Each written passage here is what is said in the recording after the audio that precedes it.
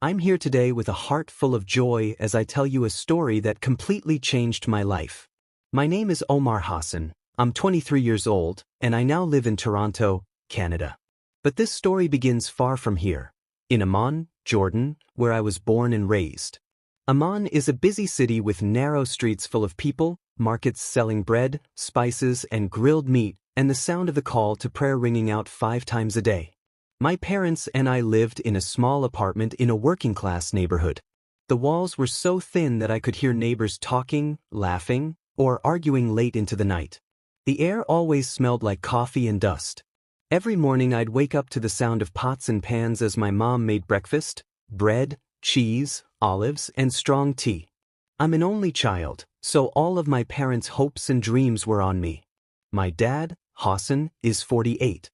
He's a taxi driver who worked long hours driving through Amman's traffic to make ends meet. He was a strict man with a loud voice, and sometimes his temper would scare me. He'd come home sweaty and tired saying, "Omar, you need to be a better Muslim. Study hard. Make us proud." He wanted me to become an engineer so our family would be respected. But his expectations felt like a huge weight on my back. I was always scared of failing him, of not being good enough. My mom, Ayla, is 42. She's a kind and caring woman who spent her days cooking, cleaning, and praying for me. She'd gently wake me up for morning prayer, saying, "Omar, come pray with us." She could see how quiet I'd become. "Omar, are you okay?" she'd ask while making dough. I always said, "Yes, Mama." But the truth was, I wasn't okay. I was afraid to admit that I felt empty inside, unsure if Allah was pleased with me, and even unsure if I believed anymore. I was studying engineering at university, but it was tough. I constantly worried about my grades and felt like I was going to fail. At night I'd lay in my bed staring at the cracked ceiling, my heart racing. I prayed, asking if Allah was listening, if He cared. But I never felt an answer, just silence. That silence made me feel even more alone. My dad would be snoring in the next room, my mom whispering prayers, and I'd wonder if I was the only one feeling this lost. At university, I didn't fit in. Some students didn't care about faith and would skip prayers to hang out, smoke shisha, and joke about girls. Others were very strict and judged me if I missed a prayer or forgot a small religious rule. One time, I was so stressed about an exam that I forgot I was supposed to fast. I ate something, and a guy named Khalid saw me. He looked at me with disgust and said, "Omar, you're a bad Muslim. You'll answer to Allah." His words hurt deeply, even though I didn't mean to mess up. I started avoiding people, staying to myself out of fear of being judged. My best friend, Yusuf, was 24.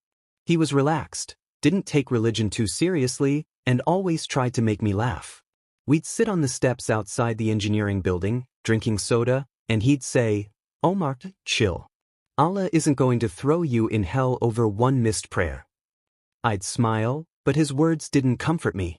I wanted to feel close to God, to feel peace, but I didn't know how. Sometimes Yusuf would drag me to the market where we'd buy cheap falafel sandwiches and watch the street vendors. Those were the few times I felt a little lighter, but the heavy feeling always came back. One day, I was in class but couldn't focus. The professor was talking about structural design, but my mind was filled with worry, my dad's pressure, my mom's concern, my own doubts.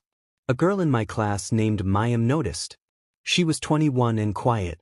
She always wore a small necklace with a cross, which stood out because Christians are rare in Jordan. Some students whispered about her, calling her different, but she was always kind to me. After class, she came up to me and said softly, "Omar, you look upset. God sees your heart." That confused me. In Islam, we were taught to follow rules: pray, fast, give charity. We didn't really talk about the heart. I mumbled, "Thanks," and walked away. But her words stuck with me. That night I couldn't sleep. I picked up my phone and searched, "God sees the heart." I found a Bible verse, not from the Quran, that said, "The Lord looks at the heart." It was from a book called 1 Samuel. That verse made me curious. I had never read the Bible. If my father knew I was even looking at it, he'd be furious. But I couldn't stop thinking about it. What if God really cared more about my heart than just my actions? What if faith was more than rules? I tried to ignore those thoughts, telling myself I was being silly. I was Muslim. I had to keep praying, studying, and trying to be good. But deep down I was breaking. I couldn't carry the weight anymore. Something was about to happen that would change everything. It was a hot day in Imam in 2023, a few weeks after Mayim spoke to me. I was walking home from university, my backpack full of books, my head full of stress. The streets were crowded, vendors shouting, kids running, and cars honking. The air was thick with heat, and I hadn't eaten or drunk anything all day because I was fasting for a religious holiday. I had stayed up late studying for a big exam. I was tired, hungry, and dizzy.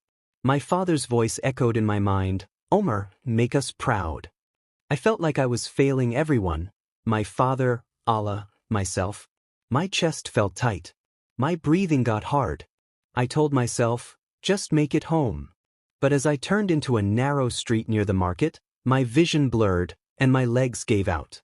I tried to grab a wall but missed and fell hard. My head hit the ground and pain shot through me. People started shouting. A woman in a hijab knelt beside me, crying out for help. A man called for a doctor, and a kid ran to get water. I could hear them, but it all felt far away, like I was underwater. Then everything went black. I thought I was dying and I was terrified. I wasn't ready to meet Allah. I hadn't been good enough. I had doubts, I missed prayers, I ate by mistake during Ramadan. I thought, this is it? I'm going to hell. When I opened my eyes, I wasn't on the street anymore. I was in a dark, terrible place. I knew it was hell. The air was filled with smoke that burned my throat. The ground was hot like fire, and I could feel it through my shoes. Screams filled the air, painful, heartbreaking screams. Flames were everywhere, and the smell of burning made me sick. I looked around and saw people I knew in the flames, even an imam from my mosque named Sheikh Ahmed. He used to be very strict, always preaching about rules. But now he was burning, his face twisted in pain, yelling, "I was wrong, Omar. The rules didn't save me. You'll end up here too if you don't find the truth." I was in shock. I thought he was so righteous. Then I saw myself in the fire, screaming in pain, saying, "I never found peace." I saw a future where I kept trying to be good enough through Islam, but it wasn't enough. I ended up in hell, full of fear and pain. I saw my funeral. My dad stood by my grave saying, "He failed us." My mom was crying, saying she should have helped me. I dropped to my knees, crying, the heat burning me. I begged, "Allah, please save me." But the darkness got worse. The screams got louder. I thought about all my prayers, my fasting, the rules I followed. Why wasn't it enough? I saw every moment of my life when I felt lost and anxious. I believed I was being punished forever. Then, suddenly, a light appeared in the distance. Small at first, like a star. But it got brighter. The flames started to fade. The screams grew quiet. I felt warmth, not burning but comforting. I looked up, my heart pounding with hope. The light came closer and I saw a man standing in it. He was glowing. His clothes were shining white, and his face was full of love. I knew right away it was Jesus. I was confused. I thought, I'm Muslim. This can't be right. I'm supposed to see Allah, not Jesus. But Jesus spoke. His voice was calm and strong, like it could silence a storm. He said, "Omar, I am the way, the truth, and the life. No one comes to the Father except through me." His words hit me hard. I couldn't look away. He saw everything about me, my pain, my fears, and still loved me. Jesus stepped closer and showed me his hands. I saw deep scars from nails. He pointed to his side where a spear had pierced him. He said, "I died for you, Omar, to give you peace and eternal life."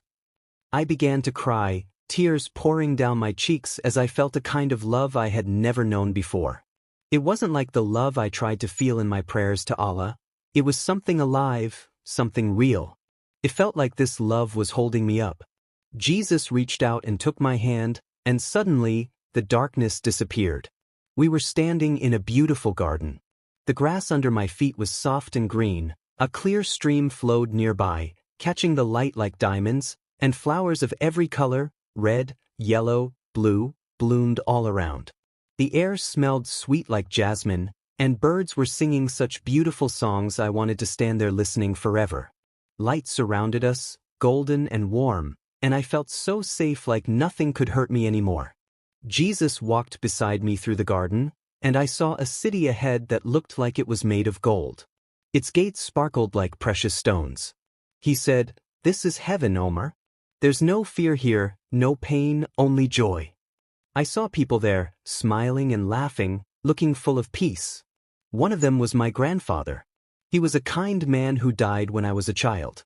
I remembered how he used to lift me on his lap, tell me stories, and sneak me candy when my parents weren't looking. I always thought he was a faithful Muslim. But Jesus told me, he found me before he passed. He believed in me quietly, and now he's here with me forever. My grandfather looked at me, his eyes shining, and smiled. He waved at me, and my heart felt so full and happy, but also confused. I never knew this about him. Then Jesus showed me something that hurt. He said, "Look at your life, Omar." And I did. I saw myself praying, fasting, trying to do everything right in Islam. I saw myself kneeling, forehead on the mat, repeating words I had learned as a kid. I saw myself fasting during Ramadan, hungry and weak, but still pushing through, thinking it would please Allah. Then Jesus said, "Look closer." And I noticed something. I was empty inside. Even though I followed all the rules, my prayers felt like empty words, and fasting felt like something I was forced to do. I never felt peace. I saw myself lying awake at night, heart racing, wondering, am I good enough? Does Allah even hear me? But there was no answer, just silence. Then Jesus said, "Your actions can't save you, Omar. They can't fix the space between you and God. Only my grace can. I'm the only way to true peace." I realized my faith had left me tired, always trying to be perfect but never feeling close to God. I saw how I prayed 5 times a day, avoided pork, gave to the poor, but it was like carrying chains. I was stuck in fear.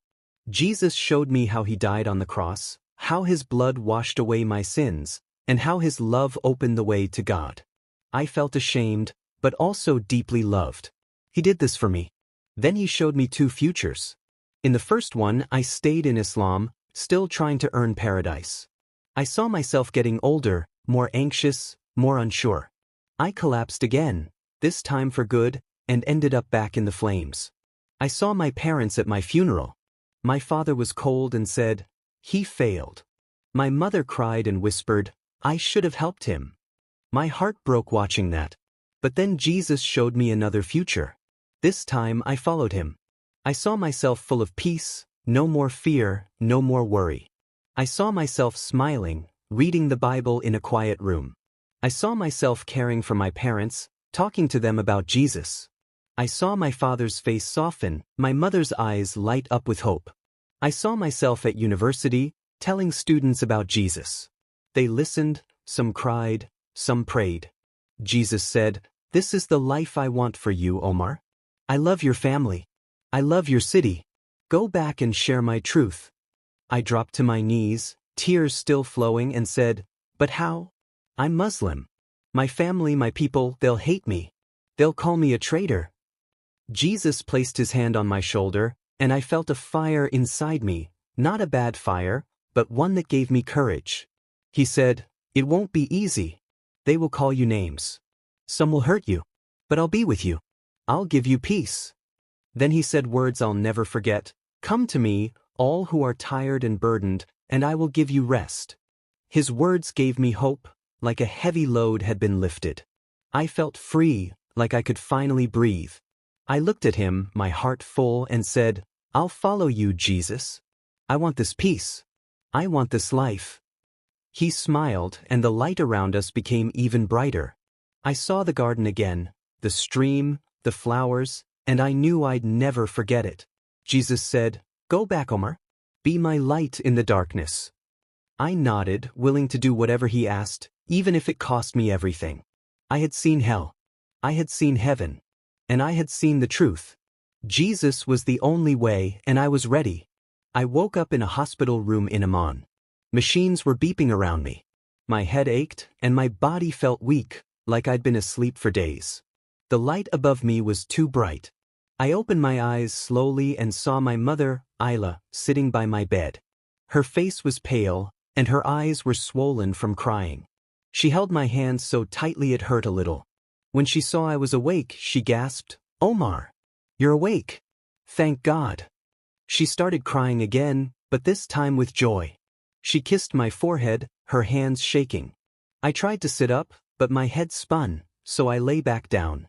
"What happened, Mama?" I asked. She wiped her tears and said, "You collapsed in the street, Omar. You hit your head badly. There was blood everywhere. People called for an ambulance, and they brought you here. The doctors said you were out for hours. They didn't think you'd wake up. It's a miracle, Umar, a miracle." I looked at her, my heart racing, and said, "Jesus saved me, Mama." She froze, eyes wide, still holding my hand.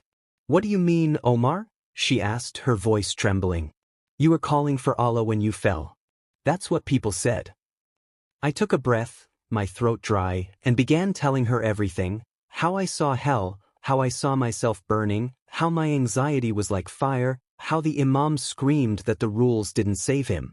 I told her how Jesus came to me, how he showed me his wounds, how he took me to heaven and showed me Grandpa, who believed in him in secret. I told her how Jesus showed me that my faith in Islam was hollow, how my prayers and fasting never brought peace, and how he showed me two paths, one that led to hell, one that led to peace with him. Jesus told me he's the only way, Mama. He told me to share his truth. My mother listened, her face a mix of fear and confusion. She kept glancing at the door like someone might hear us. When I finished, she whispered, "Omar, you be careful. Your father won't accept this. He'll be furious. And the people from the mosque, they'll call you an apostate. You know what that means here." I nodded, my heart heavy. But I felt peace inside, a kind I'd never felt before. "I know, Mama," I said, "but I can't hide this.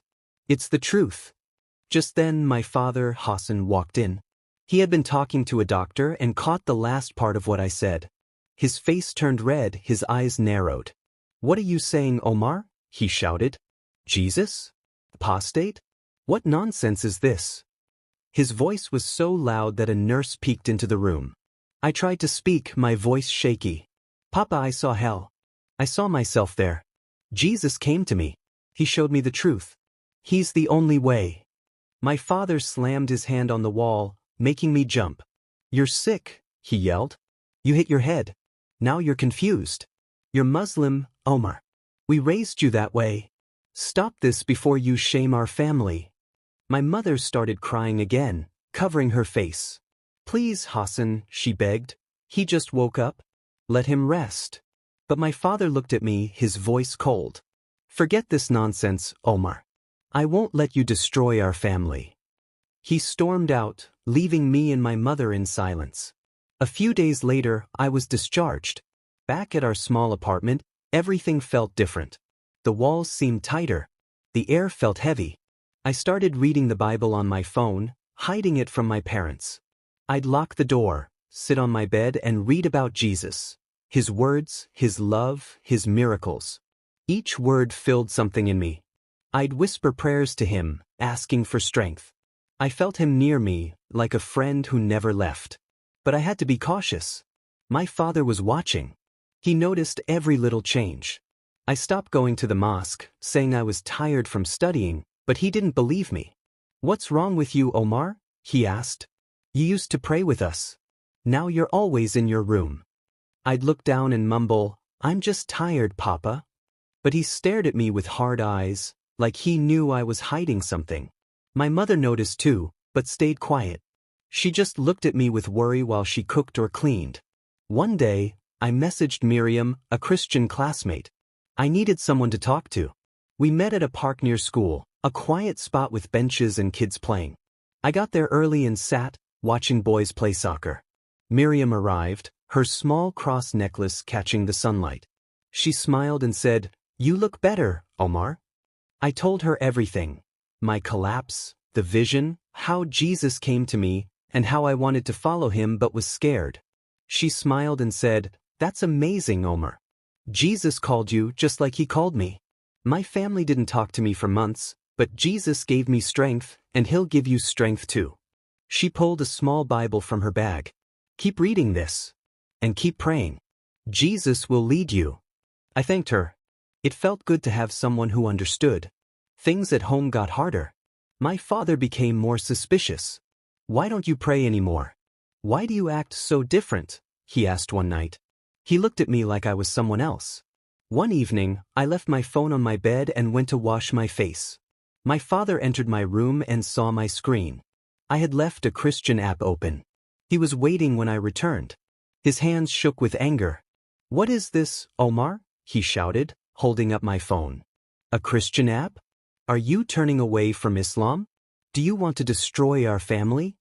My heart froze. My throat went dry. I didn't know what to say. With a shaky voice, I told my dad, "Papa, I found the truth. Jesus is the way. He gave me peace. I saw him." My father threw my phone, cracked the screen, and shouted, "You're an apostate. You'll shame us." My mother rushed in, trying to calm him.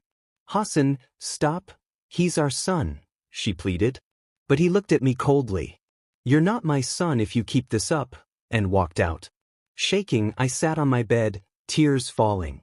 My mother sat beside me. "Omar, I don't understand this, but I love you.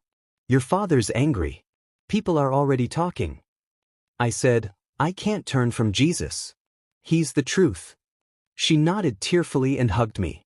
Days later, while studying, I got an email. I received a full scholarship to study engineering in Canada. I rushed to tell my parents. My mom smiled, then glanced at my dad. He looked up cold. "Canada? You'll forget Islam. I won't allow it." My mother cried. "Or, you don't go. We'll lose you." I tried to explain, "Jesus is with me. I'll be fine." My father stood. "If you go, you're not my son." That night, he returned from the mosque angrier. "They're saying we failed. You're an apostate." I felt fear, being labeled that in Jordan is dangerous. The next day, mosque leaders glared at me. I walked quickly, heart pounding. In my room I prayed, "Jesus, help me. I want to go to Canada." I felt peace. Then my father gave me a choice: stay and reject Jesus, or leave and be cut off. "If you go, you're dead to us." My mom cried, "You're all we have." I didn't want to hurt them, but I had to follow Jesus. I tried once more. "Papa, please. I'm not leaving to party. I want to follow my faith." He snapped, "This Christian lie? The mosque says you're a traitor. You're choosing them over us." I said, "I love you both. But I saw Jesus." He shouted, "Go. Don't come back." In my room I packed. Just clothes, my broken phone, some books, and a Bible hidden in socks. I hoped my dad would change his mind. He didn't. My mom helped me pack. "Omar, you seem lighter. Just stay safe." I hugged her. "Jesus is with me, Mama. I love you." She held me close. On the day I left, I waited with my bag. No one came. I walked alone to the bus stop, whispered, "Jesus, help me," and boarded the plane. Toronto was cold, big, and unfamiliar. My dorm was small. I read my Bible in secret, watched Christian videos, and felt close to Jesus. One video showed a former Muslim who met Jesus. It gave me hope. I joined a Christian group on campus. At my first meeting, I nervously introduced myself. "I'm Omar, from Jordan. Jesus called me." I shared my story. Sarah smiled. "You're our brother now." They became my new family. We met weekly, praying, singing, studying the Bible. I grew stronger and started sharing with Muslim classmates. Coffee talks turned into Bible study. Ali once cried reading about Jesus forgiving a woman. "Oh, I want this. I feel empty too." One guy gave his life to Jesus. His peace lit up his face. I cried with him. But not all was easy. Muslim students heard. One day, Khaled and others confronted me. "You're spreading hate," he accused. "I'm just sharing the truth," I said. "Jesus saved me." He said, "You're a traitor. We're reporting you. Soon, I got an email from Student Affairs. We support faith, but you're causing problems. One more complaint, you could lose your scholarship. I was scared but remembered. Jesus said he'd be with me. Then Youssef, my best friend in Jordan, called. Your father's in the hospital. His heart. He blames you. The mosque spread lies, and my parents were suffering. I wanted to go back, but it wasn't safe. I whispered, Jesus, help them. That night in my dorm, surrounded by books and my Bible, I felt led to share my story publicly. I turned on my laptop, nervous, and hit record. My name is Omar Hassan. I'm 23, from Amman, Jordan. I was raised Muslim, prayed, fasted, but I felt empty. I prayed to Allah but never felt heard. One day, from fasting and stress, I passed out and died for a few minutes. I saw hell, fire, fear, and Imam screaming. He said rules couldn't save him. Then Jesus appeared.